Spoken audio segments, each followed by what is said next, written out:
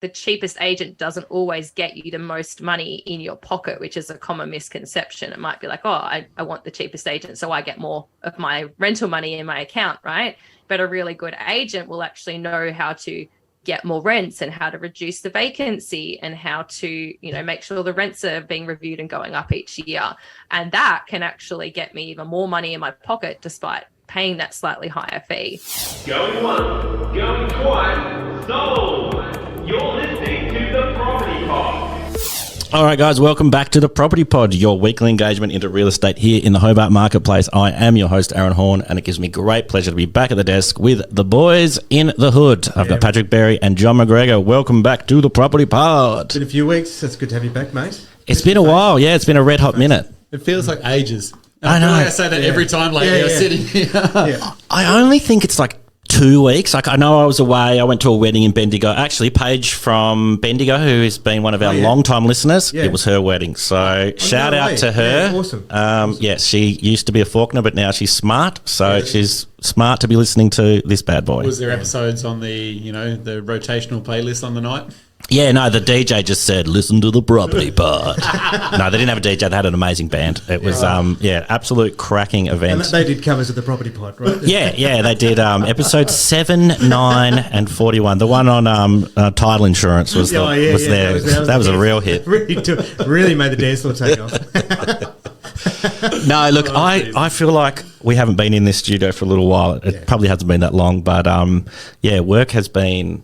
It's been hectic. There's been a lot going on. You've had a cracker in Parliament Street. I don't know if people would have seen the video of it yet, but we've done an interview. I think we're going to try and use it as a podcast episode. He had about a 25-minute chat with the owner of the house. And told you, she's just such a good storyteller, Jen. Oh, That's the thing, I met her years ago and we became, she's been one of my best mates for years. But every time she just talks about something. She's always got interesting stories because she travels everywhere.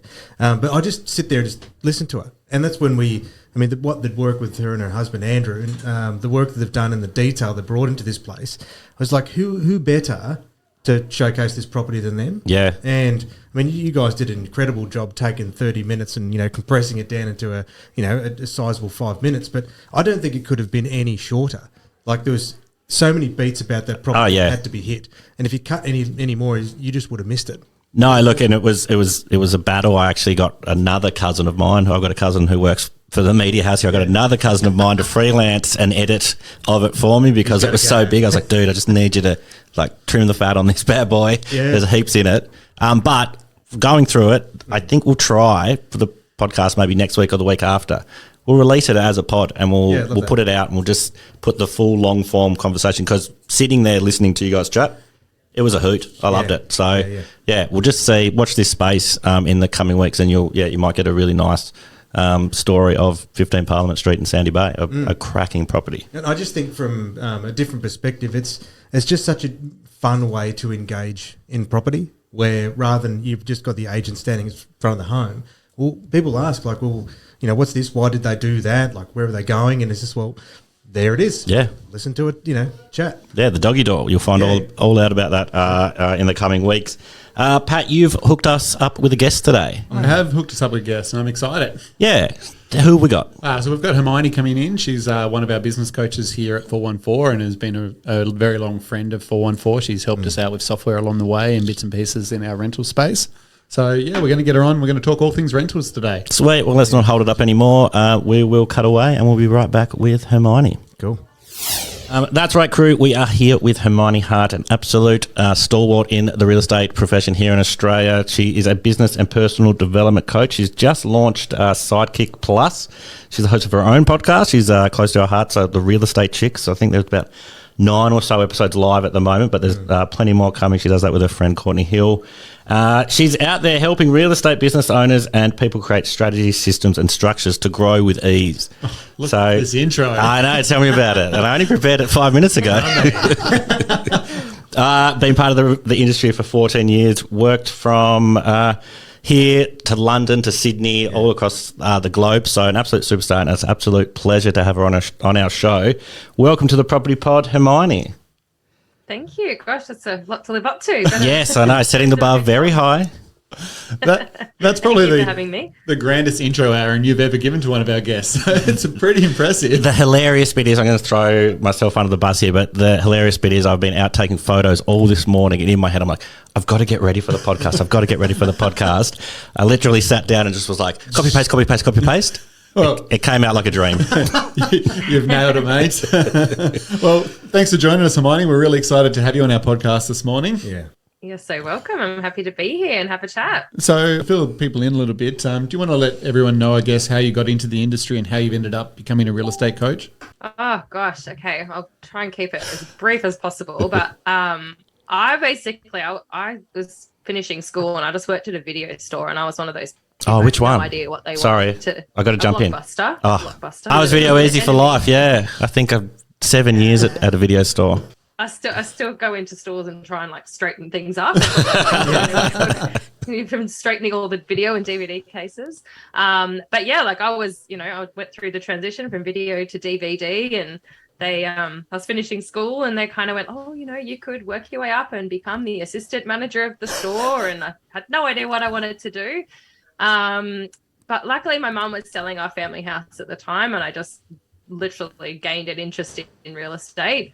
Went to TAFE, did my certifications, and just started working from the ground up. And over the 8 or 9 years, worked in lots of different roles in property management, and then moved out of the front line, worked with real estate software, worked for a real estate training company, and got some really awesome experience working with literally hundreds of different real estate agencies specialized in that property management space, all around Australia. So I've seen them all different shapes and sizes, the good, the bad, and the ugly. And I feel very grateful to support some beautiful businesses, grow and streamline and help them create businesses that support their lives and the lives that they want to live, and help provide customers with better service. So it's been a really cool journey, and I feel very grateful to be where I'm at now. Well, I can't even remember when we first met, Hermione, but it was very early in our agency's sort of growth, and you brought us some real estate software that really transformed how our property management department run. And since then, you've also been working with one of our business development managers, Jo, help her sharpen her skill set. So we can put a lot of credit to our agency's growth just from the different things you brought to us along the way. But today, I guess what I was really excited to do is try flip it on you a little bit. Instead of, teaching real estate agents how to be better at being real estate agents, use all that knowledge that you've sort of discovered along the way. And if you had an investment property that you were looking to rent out, what is it that you would look for in a property manager to try, choose the right one based on everything you sort of know about the industry? Yeah, it's a really interesting question. I mean, you've probably got quite a few people listening who either do own investment property or have thought about buying investment property. And, I think the first thing is there is a lot of choice out there. Every suburb, every city has a lot of different agencies that they can choose from. The typical default for a lot of investors is they will just sort of default to use this managing agent that they purchase through, right? Because it sort of seems like the easiest option. But from experience, like I know that just because you've bought that property through that agency, it doesn't mean that either that they're the best agency for the area, but even the best agency for you. Because when it comes down to it, each investor has got different needs, different wants, different things that they value in a service.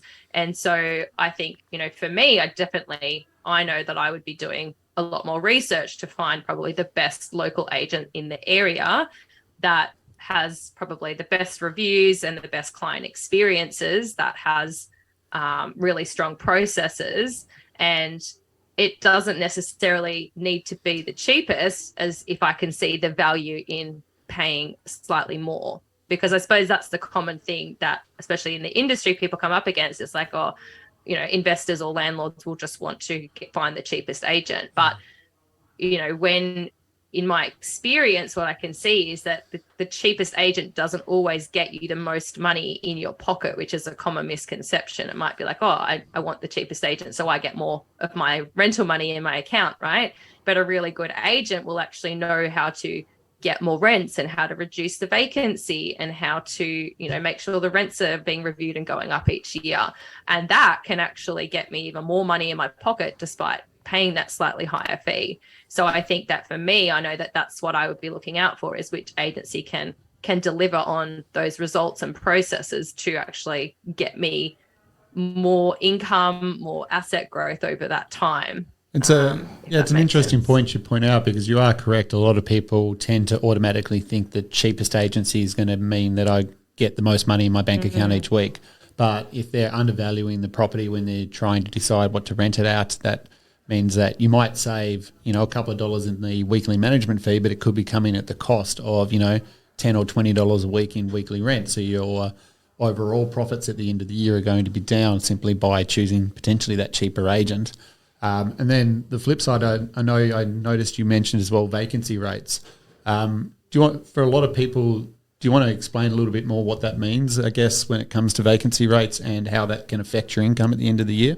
Yeah. So, I mean, in a nutshell, if you have a property vacant for 4 weeks versus 1 week, obviously that's going to cost you, you're not going to be getting any income during that period of time, right? So instead of getting 52 weeks of income on your rental property, you might only be getting 48 weeks of rental income on your property across the year, right? So it might seem like, oh, that's just up to the market as to how long a property sits vacant. But in my experience, I know that there's things agencies can do and have in place to make sure that that vacancy period is minimized, right? Like I know a lot of agencies will have, you know, that they have things in place so that they make sure there's only even a couple of days in between the vacating tenant and the incoming tenant. And I know that then that's acting in my best interest as a landlord, because then I'm only going to have to worry about having a few days where I don't have that rent covered. And probably that, you know, I don't then have to worry about pulling money out of my own pocket to put into that investment property setup, right? Because if that property is vacant for 4 weeks and, you know, most investors are, you know, financing that through the rental income. So then suddenly I don't have 4 weeks of rental income, but I still have my mortgage repayments. I want to find an agency that knows how to minimize that vacancy through solid vacate processes, through having the tenant databases there ready to go, to, you know, premium marketing, so that I know that I'm attracting all those tenants way before that last tenant even moves out, and having that all secured and lined up ready to go. From the inside, that seems like something that totally makes sense from people that are working in the industry. But if you're someone that's out there, you're just like, oh yeah, you've got to wait till the person moves out of the house before I can start advertising it, which then means we've got to set up the inspection the following week. If you're kind of self-managing it, that might be your mindset. But if you're bringing on a professional and they've got all these systems in place, which is kind of what you discussed, it's going to streamline that, and you're not going to be kind of worrying about, will I be able to afford the mortgage this week, and how is my financial situation going to be based on this vacancy, which, something I'd never thought of before we'd started the podcast or had worked in real estate. Yeah, absolutely. And I think I see it is, even when we've been having, you know, on paper from your management authority, premium agent, I'll use that for lack of a better term, might cost you an extra couple of $100 over the year, but they're going to save you $1,000 over the long term and reduced mistakes, better processes, you know, more efficient management. Because if that property is vacant, like at the moment, the average, you know, loan for an Australian is somewhere between $350,000 to $400,000. With increasing interest rates, that's nearly $2,000 a month that quickly disappears. And if all of a sudden those 4 weeks are vacant and you've lost that $2,000, it takes you nearly, you know, and then in order to recoup that $2,000 for an extra $20 to $50, you need to wait the entire year before you've recouped that, you know, difference income that you've lost. So just by by them having to lose that little bit of downtime and rent actually has a huge effect. And then all of a sudden that $200 that you would have paid the gain by getting the cheaper agent, all of a sudden sounds like it has cost you an enormous amount of money that you otherwise wouldn't have planned for. We're not playing with monopoly money. Like this is real people's money, right? And this is the thing I try and teach a lot of the clients that I work with. When I first started in property management, I had this perception that, all landlords must be these like rich investor people and they must have lots of money. Why are they getting so upset when I want to, get a washing machine repaired for $500, right? But then over the years, I've realized that the majority of investors are just like you, me, any of us listening, and we've got that investment property set up with its, with hopefully the rent paying as much of that, the costs of that investment property as possible. And then I've got my own income and my own life, and when there's any costs or vacancy or anything going on that investment property that poses then a risk to not having that income, it means that I actually have to go and like look at my own personal budget. Do I have savings there ready to go? Like, do I have that rainy day fund to be able to put into that investment property? Or am I so tightly budgeted with, of course, a reason, right? I want to have this investment property to, for my own future and in retirement and all that sort of thing. But then am I going to need to go and find that $2,000 from my own personal budget? Does that mean, oh, sorry, kids, can't do a family holiday this year? Like we've got no money. We've had to put it into the investment property, which is for the future, but then it's a sacrifice for right now. So part of working with a really good property manager will be one that knows how to minimize that vacancy for you. Well, so you mentioned that because I understand it when you're talking about processes, etc. We can often get sold on shiny colours and a fast mouth. But what sort of questions would you be looking to ask when you're searching for the right company for yourself? Gosh, I wouldn't want to be. I wouldn't want anyone to have to do an appraisal for me. I think I would ask a lot of questions, right? Because That's why I asked. I'd be like, show me your vacate checklist. Show me your process and procedure for when a tenant gives notice. I'd probably be a real pain in the ass, really. I'd love it. But, Yeah, you would. You'd be all over that. yeah, but maybe for an everyday investor, it might be sort of saying, what do you guys have in place to minimize vacancy, and letting them tell you, right? Like for me, I'd be like, okay, well, I know it needs to come down to probably even before that when we're reviewing the rents, a couple of months before the end of the fixed term tenancies. A good property manager will be reviewing the rent and the tenancy and having the conversations months in advance of that vacate date to know whether that tenant is going to stay or go. Hopefully the property manager is doing the best negotiations possible to keep that tenant in place, right? Because if we can have a tenant that doesn't leave for 3, 4, 5 or more years, zero vacancy, right? And plus, if we're getting, gradual incremental increases that are balanced with keeping that tenant in place, that's in the best interest of the landlord, right? Mm-hmm. You can see a real gap where an agency doesn't really have that process in place, or maybe they some of them might send a message out saying, hey, do you want to renew your tenancy? And no one really gets back to anyone. And so it just lapses, and either that tenant moves out or that tenant goes on to a month to month and then moves out at a really crappy time over Christmas. It then comes down to, well, what processes does that agency have in place to ensure that not only is that conversation had, but it's followed up upon at that initial stage of renewal. So I can't remember what the question was. But what questions would I ask? I'd be sort of saying, well, A, what's your process for renewing tenancies and keeping tenants in place? But B, then what are you doing to minimize that vacant period for me? Because I know that that's a very costly time. I guess just one thing I just wanted to backtrack on. In your first kind of part, you were mentioning like you purchased a property from real estate company X. A lot of people might just think like, oh, well, now they've got to manage that investment for me. I know that's something, again, I'm the guy on the podcast that's from the outside that's like, I had no idea about any of this before we started. And it's kind of what launched the podcast into being like, man, you guys are having some interesting conversations. I'd love to know more. If I was to buy a property from, whatever agency it was, I would just think, I just make them manage it. How can we educate people that there are other options out there? I know you mentioned a washing machine before. I was thinking if I was going to buy a new washing machine, I'd be going online and reading review after review after review to find out what the best one is. But I envision a lot of people that just think, oh, well, no, I've got to go with that real estate agent because that's the one that gave it to me. How can we teach people that that's not the way to go about things?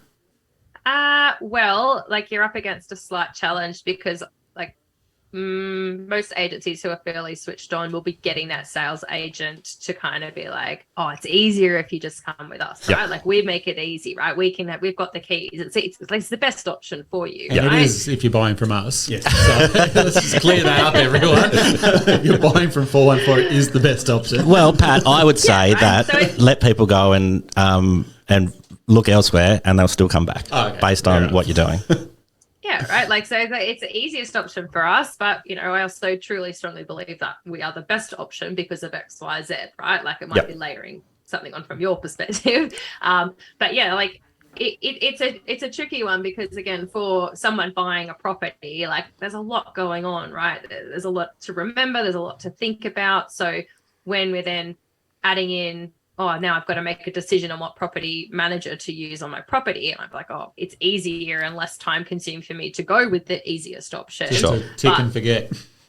Yeah, right. Like it's like, okay, well, sure. Like I'd like fries with that. Like just chuck it on. But so it might be like, well, so not might be. What I would recommend is that, yeah, maybe look at that as an option, but don't take that as the only option, right?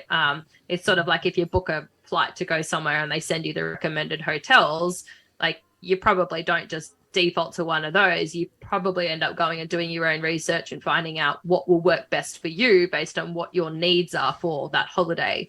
So it's the same thing. It's working out, okay, well, what do I need from a property manager? I need someone who's going to minimize my vacancy, get me the most rent possible, communicate with me, like that has online access to my data, like whatever those kind of checkpoints are for you. And also that social proof to go, okay, well, who else has already had a good or bad experience with this person? Because we do, like for everything else in our life, we go and check reviews now. And that's what a lot of landlords and investors are now leaning towards. And they are shopping online for their agency. So they're checking the Google reviews. So that would be another big thing for a landlord to sort of to check the reviews of that agency and see what experience they've had and make sure that it's not just all good sales reviews, that you can see some reviews of, wow, the property management team are great because they did X as well. Yeah, 100%. I think we can forget that, for the public and the general investor, they see XYZ agency as a whole, but there can actually be, in most agencies, like they run quite separately, the property management and the sales. So like we want to make sure that the property managers have good, strong experience and reviews and positive things said about them, as well as the sales team. And I would have thought that the property managers that look after the properties are only ever as good as the support admin team behind them as well. So like if I was asking a question of who would I manage my property with, I'd probably be asking the business development manager at the appraisal stage, the property manager looks after it, but do they get additional support to, work through all the admin things so things don't get forgotten? Or like I know with our team, we've got 2 admin support staff that help the entire property management department get the jobs done. And to me, that just seems important to make sure that those little things just don't get forgotten about. So I think the worst thing we could have is a property manager that's stressed every day because they've got too many things they're trying to juggle. And so I'd be wanting to know that they are getting the support, or how many properties are you actually managing yourself? Yourself. Yeah. Is that is that I definitely asked that as well. Yeah. It's how many properties are you looking after, and how is that structured? What support do you have? Because back in the day when I started, property managers could probably manage 250 properties with their eyes closed. But now with the technology and the demands and the legislation, and the sort of property management has leveled up over the years. It used to be just like okay, yeah, sure, we can look after your property for you. It wasn't really like a big thought out thing. But now, like it is you can see the value and difference it can make to an investor when it's done well. So checking on how many properties that property manager manages, there isn't a right number. I'd love to say like, okay, it's 100 or 150 or 200, but it varies depending on whether that person has support. I would probably say if there's one property manager and no support and they're managing 250, 300 properties on their own, like that is going to be too much for one person to handle without being stressed and overwhelmed to be able to get back to everyone on time, right? And then what happens when that person needs a sick day or a holiday or anything? So you want to know that the property manager you're choosing has a manageable amount of properties, or if it's a high amount, that they do have that support team behind them. Well, and what I like about that too is like, well, what happens to my property when you're sick? And it's that, well, do they have a team and a business around them that goes, well, actually, it's okay. You know, you're not going to have to, if, you know, sometimes life happens and I'm not going to be there for you. I'm going to be on holidays. I'm going to be sick. And the good thing is the business has those support structures in place that, boom, nothing gets missed. Someone takes over and you're still running smoothly. Whereas, you know, if you might end up with one person that's managing an enormous amount of properties with for you know, a lesser rent because they can support that, but then what happens when they're sick? Well, you got nothing. It's like Friday night rolls around at the Blockbuster or Video Easy. Yeah. You've got 2 people that are meant to be on shift, And they're gone. and one person doesn't show up. You've got to get the returns out. You've got to get the new releases back on the shelf. Hermione will feel me on this one. It's rough. Well, that's the thing. Like, sure, you were in the Blockbuster, and like you see the bins full, and you're looking over the poor guy, like as you were at Claremont, like, mate, what's happening? Yeah. Like, oh, my crew's gone. My crew's gone. Where's the Matrix? Is the Matrix out yet? Yeah. It's rough. I can never remember you being busy in this store. All I remember you is watching movies every time I went in. We had our moments. no. Friday night, Saturday night. No, that was product research. There's nothing to do about enjoying movies. Watching movies, stealing a couple of chocolate bars, I'm sure. Oh yeah, a few cheeky Snickers here and there. Yeah. Oh, the good old days. Yeah, it brings it's like that the volume and capacity of what any one person can handle. It kind of brings that into question, though, because I think, you know, a lot of the stuff I do, the work I'm doing in the industry at the moment, is around burnout and stress for property managers, right? And making sure they know how to handle their own stress and how to better manage their time and how to avoid burnout. So a lot of that is around resource and how much one person can kind of take on. And so it's an important question. But I think it also brings in like the experience side of things as well, would be another thing that I would be For sure. checking on, is how much experience someone has, because a fairly fresh, newer property manager, whilst everyone needs an opportunity to learn and experience, like they're just not going to know some of the intricacies and legislation and how to minimize risks in the same way a really experienced PM would.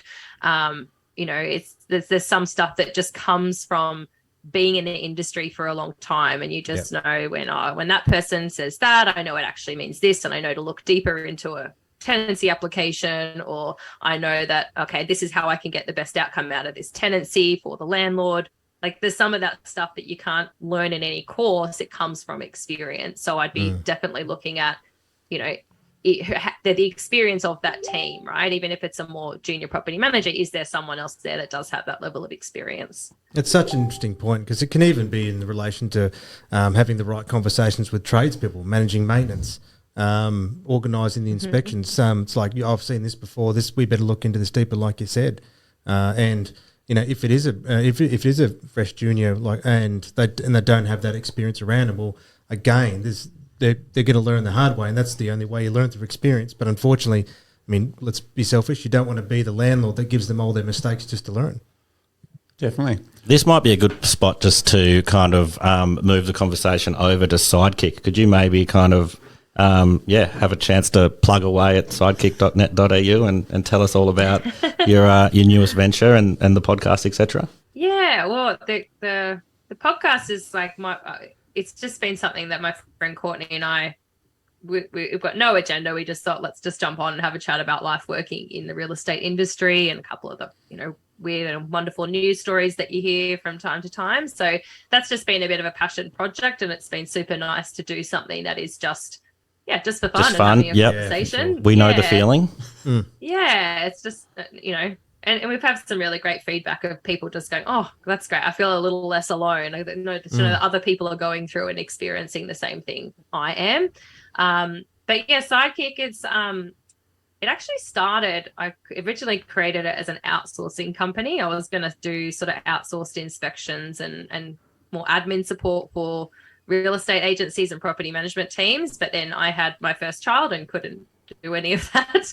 And just through the nature of what I was doing in real estate software, I would typically end up coaching and supporting and sorting people's problems out and helping people map out plans and those sort of things. So I typically my genius zone is much more coaching people and getting them to where they want to be.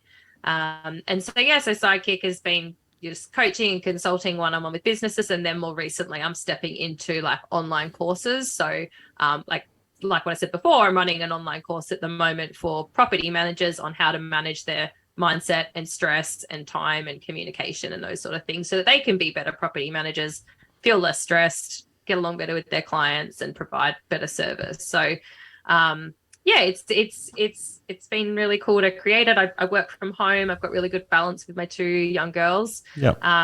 And yeah, I'd really love to one day help other people kind of do what I do as well, because there's lots of opportunity for us to learn from other people who've already been there and done that as well in the industry. Yeah, awesome. No, it's super cool. It's one of those things where, if you have found your sweet spot and you know what you're good at, pivoting away from kind of your main skill set and being like, I'm going to try this other thing, you still kind of find your way back into the coaching side of things. But yeah, what is the thing they say? If you're passionate about something, you never work a day in your life. Is that how it goes? Is that how it feels at Sidekick? Or is it just like the girls are just like, mum, come back? See, I must say I do a lot of my own personal development, right? Yep. And then a lot of what I teach is sort of what I've kind of been through myself. Yep.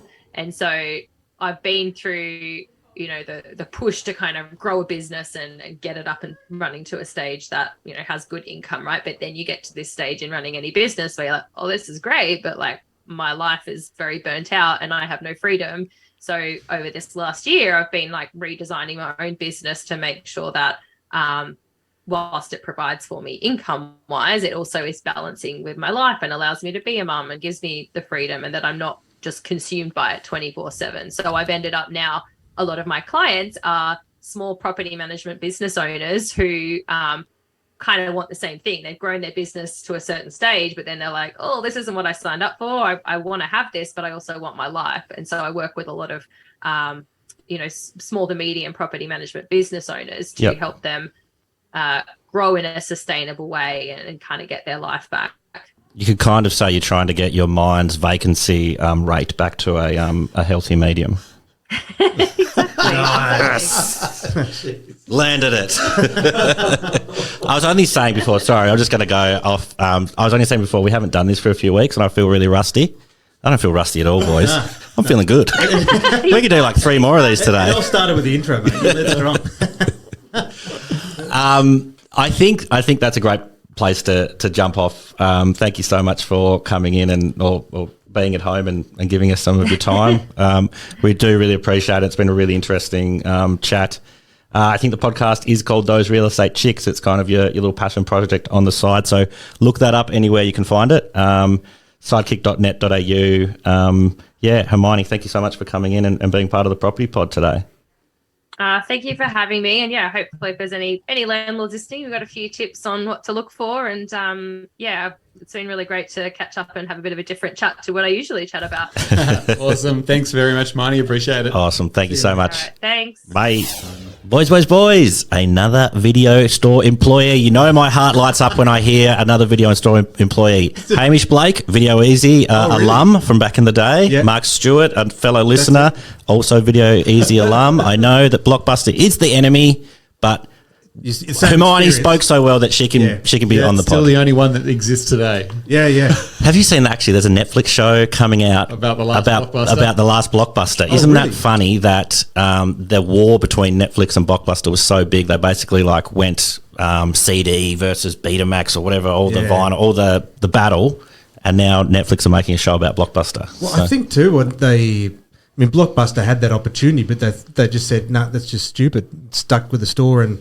There's a really good doco out there about the battle of the video stores. But yes, shout out to I just get so excited. It takes me back to a happy place of people coming in and being like, I'm looking for this movie with that guy, and I'm like, you look like a Nicolas Cage fan. You're looking for Face Off. I just know. And, that's the one. Damn. I want to take his face off.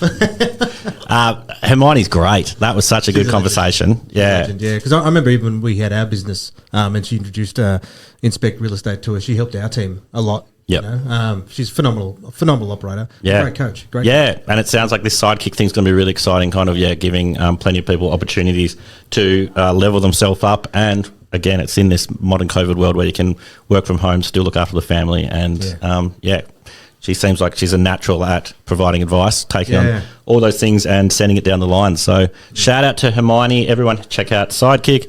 What was the podcast called again? Those real estate chicks. Those Real Estate Chicks. I feel like her pod is very closely aligned with ours in that it's let's talk about anything else but based on what you've said.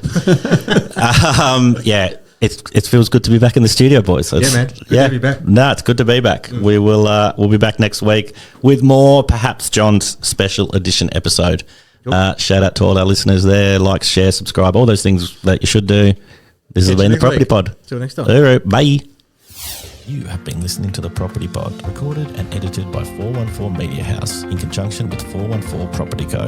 This podcast is general information only, and the thoughts and views expressed is the opinion of our panel, and listeners should always seek then use their own investigation into any topic we discuss to ensure they fully understand their own situation. It does not constitute and should not be relied on as purchasing, selling, financial or investment advice or recommendations, express or implied, and it should not be used as an invitation to take up any agent or investment services. No investment decision or activity should be undertaken on the basis of this information without first seeking qualified and professional advice.